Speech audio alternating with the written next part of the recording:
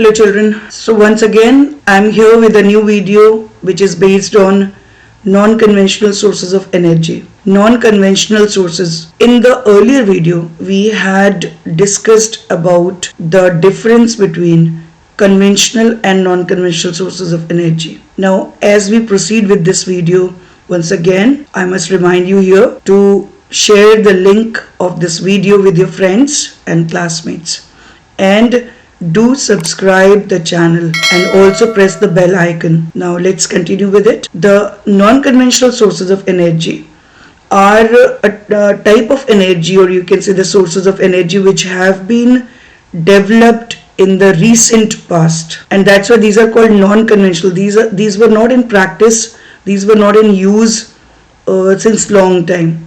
So these have been developed in the recent past and basically as an alternative to conventional sources of energy. So such type of or the sources of energy are termed as, these are called as non-conventional sources of energy. These mainly include the solar energy, wind energy, tidal energy, geothermal energy, nuclear energy, biogas.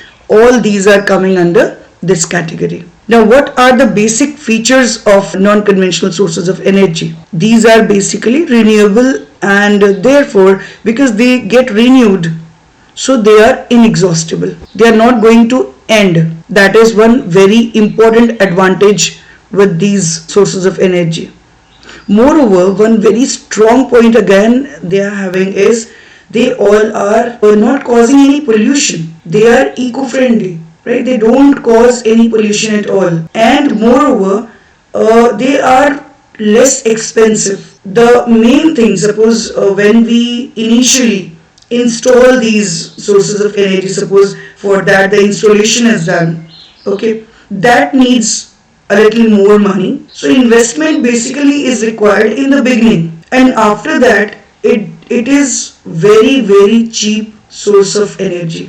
It provides very cheap electricity, right? So this is again a very important advantage of it. Then all these are mostly easy to maintain, you can say, and moreover maintenance cost is very less. So these all are non-conventional sources of energy. Now under this, let's start with one by one all these different sources. Number one is the solar energy. Solar energy basically, yes, by the name only it is very clear, the energy which we get from the sun. So as we all know that sun is the ultimate source, right? The sun is the basic source of energy for all of us. Now we have been using solar energy in different ways earlier also, for drying our clothes and the food grains, and to preserve the different eatables, for obtaining salt also from the sea water. We use this energy only.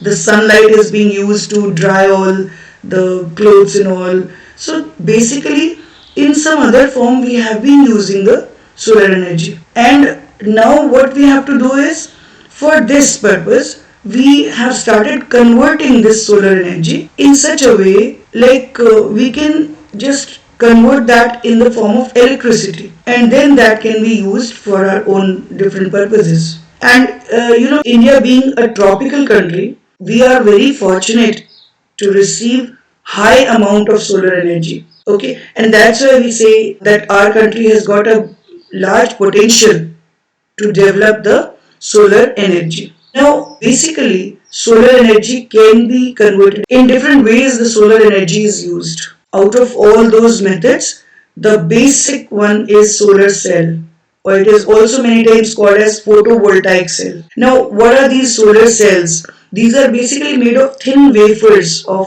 semiconductor materials from silicon and gallium. And when the sun's radiations strike on them, the sun's energy is converted into electricity. Now, these cells are basically, these are used in the various calculators what we use, then electronic watches, even for street lighting, these days it is being used, then traffic signals, water pumps. These are the various uses of it. And even in a few village areas, these are used for electrification of the houses also. Okay. then for water pump, then for as a source of heating for the houses in the colder regions. So these are basic uses of it. Now the next way how we use the solar energy is basically solar cooker. Now what is solar cooker? Cooker, by the name only you must have got some idea. Solar cookers, yes, these use solar heat by reflecting the solar radiations using a mirror onto a glass sheet which covers the black insulated box. And the raw food is kept in the box and the inside walls of the sides are painted black for the more and more absorption of heat or the light. And in this manner, the food is cooked. A new design of solar cooker involves spherical reflectors. You can see in this the third picture. And instead of plain mirror, that has more heating effect. So basically here the solar energy is being converted in such a way that the heat is used to cook the food. So this is how it functions. Now next, another type of use what we do regarding the solar energy is in the form of solar water heater. Right? Again, by the name, it's very clear.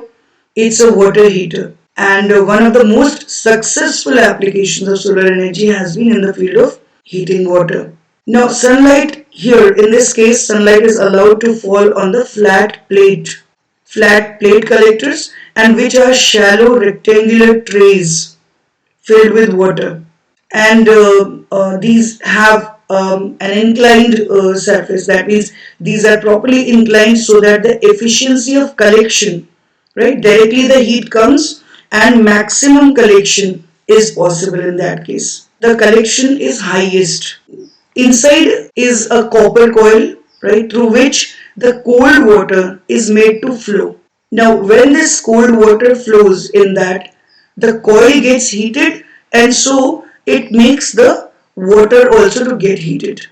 And then this hot water flows into the storage tank. This is very simple, and this is how the hot water is supplied to the various households, or you can say for the various industrial use also. This is a method which has been in use in several colder regions also. And as we use in the tropical regions especially, we use during the summer season the ACs, right, centralized AC. Just like that, in a few areas it has been found that for centralized heating purpose, the solar water heater is being used, okay, to keep the entire building warm, right? So these are a few uses of the solar energy. Now, what are the basic advantages of this energy? It is, first of all, we have discussed this quality of it. It is a renewable and inexhaustible source of energy, right? So this is the most important advantage of solar energy. Number two is that it is eco-friendly. So it is not causing any pollution at all. No pollution. So it is totally eco-friendly. Number three is that it can be used for diverse purposes. For different purposes it can be used. Then solar energy systems do not require a lot of maintenance and repair work. Once it has been installed, it will remain there for a long time. It doesn't need any maintenance at all. And as there are no moving parts, there is no wear and tear. Another very important advantage of it is the fossil fuels what we use on large scale. This energy, the solar energy, is actually giving us a very good alternative in front of that fossil fuel. Okay, so it saves the fossil fuels in this way, because fossil fuels, we all know that fossil fuels are present in a very limited quantity with us. Okay, moreover they cause pollution and all. So in front of that fossil fuel, this is one of the best alternatives we have, at least in India. Okay, so these are the basic advantages of solar energy. Now come to the another source of energy, that is wind energy. Now what is wind energy? Simple. By the winds blow with a high speed, okay, we cannot say that everywhere we can convert this energy, we can get the electricity generated from the wind. It's not possible everywhere. Though wind blows everywhere, right? But for this, certain conditions are required again. Wind should blow at constantly at a high speed. So which areas can be important for this? Just think of it. The areas where no interruption is there in between, right? Where the winds blow with a very high speed uninterruptedly. So that area can be used for this purpose. And now wind energy, basically, what are the features about it?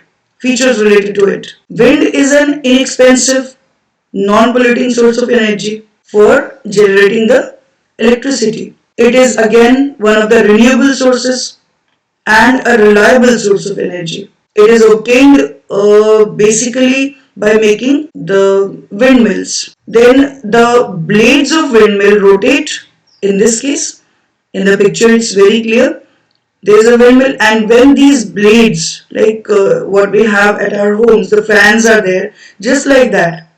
The blades of these windmills, due to the when the winds blow, because of that, these blades start moving round and round, and this when as these windmills rotate due to the force of wind, the rotational motion of the blades drive a number of machines, right?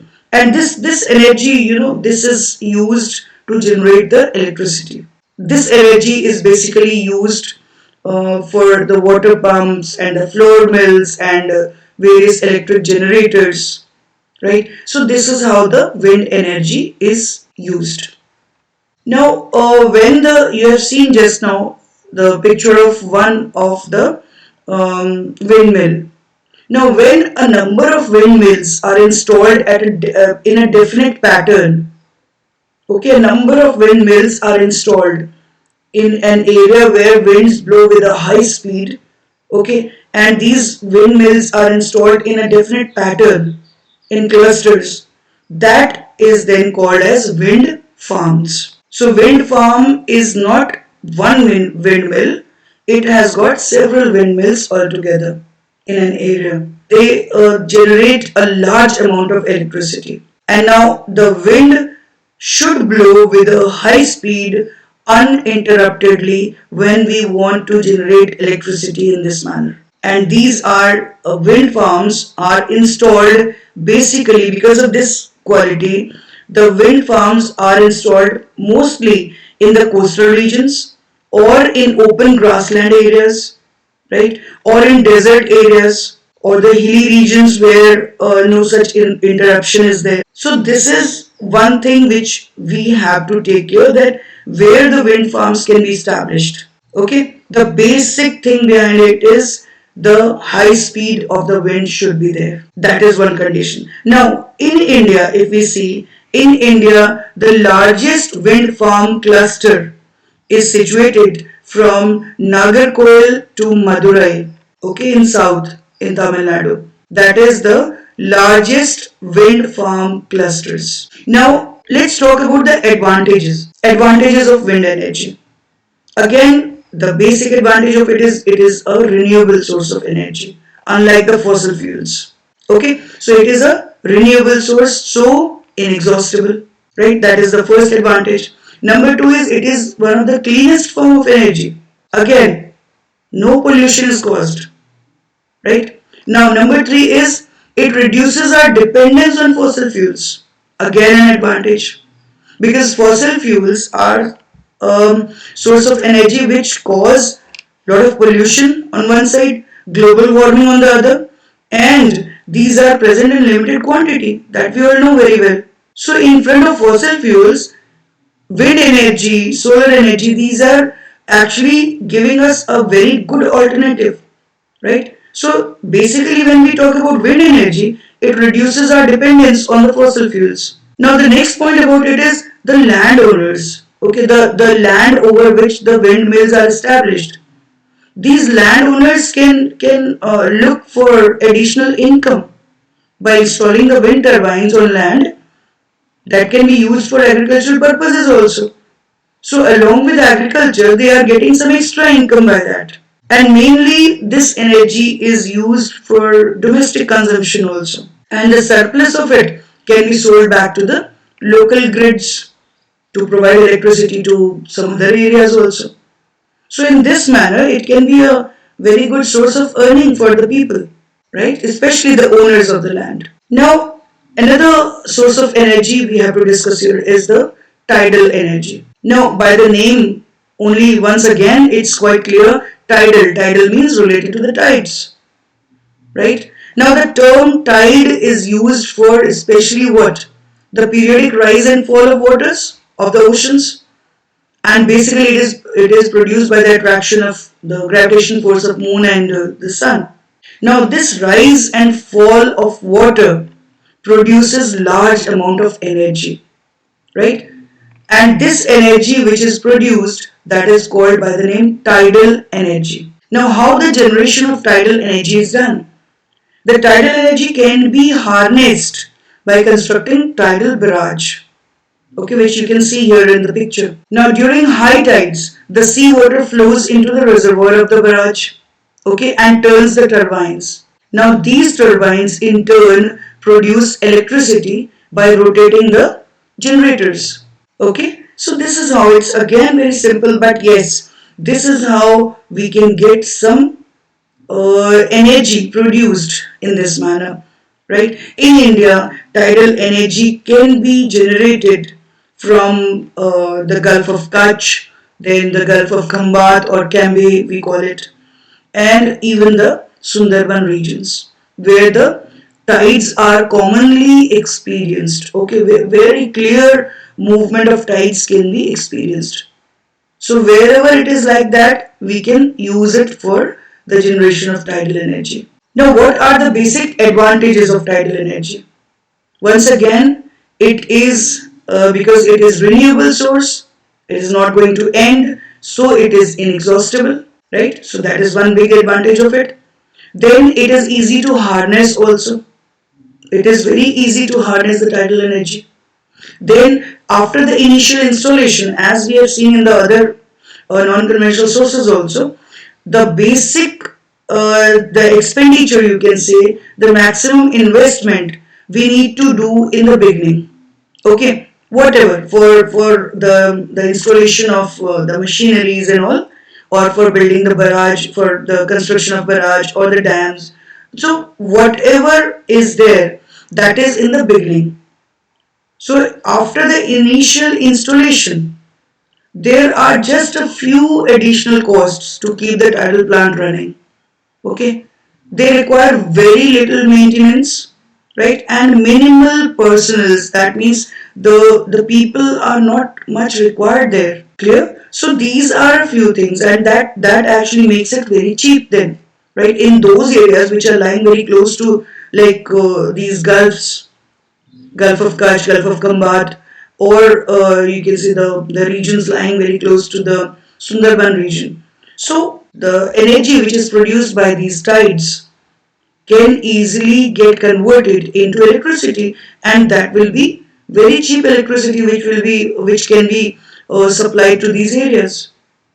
Okay, so this is a very again important advantage of tidal energy. Then it can be produced at low speed and it does not release any carbon emission. So it is eco-friendly. It can be harnessed in a very easy manner, right? Just leaving the initial cost of it. Otherwise, it is quite cheap source of electricity or energy. It is inexhaustible because it is renewable, so it is inexhaustible. Then next is it can be even produced in those areas where the water is flowing at a low speed. There also it can be generated. Clear? It needs very less maintenance. So keeping all these things in mind, the tidal energy again becomes a very important source of non-conventional type of energy. So tidal energy is once again a very good option, very good alternative in front of the fossil fuels. Now children, this is all with this video. And as I wind up with this video, I must remind you that do share the link of this video with your friends and classmates, and don't forget to subscribe the channel. In the next video, I will discuss about the other sources of non-conventional energy, right? So till then, bye.